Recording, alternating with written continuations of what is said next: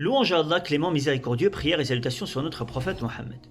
L'une des étapes importantes qui se passera après la mort, c'est la résurrection. Elle a été mentionnée à maintes reprises dans le Coran, ainsi que la Sunna.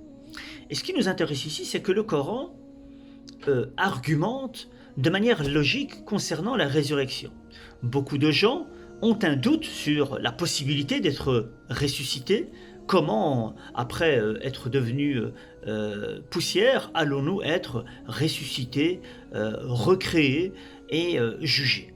Allah, dans le Coran, nous donne quelques arguments. Parmi ces arguments, le fait qu'Allah, le Créateur, nous sommes d'accord que nous croyons en lui et qu'il est celui qui a créé les cieux et la terre et cet univers avec toute sa complexité, toute ses diversités et toutes ses lois.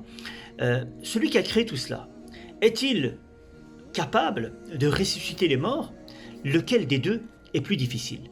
Certes, ressusciter les morts est beaucoup plus aisé que de créer les cieux et la terre. Premier argument. Deuxième argument, c'est que celui qui a créé l'être humain à partir de rien, à partir de quelques gouttes de sperme, et qui a créé le premier être humain à partir d'eau et d'argile, celui qui l'a créé la première fois, n'est-ce pas plus difficile de le créer la première fois? Et n'est-ce pas plus facile de le ressusciter après l'avoir créé?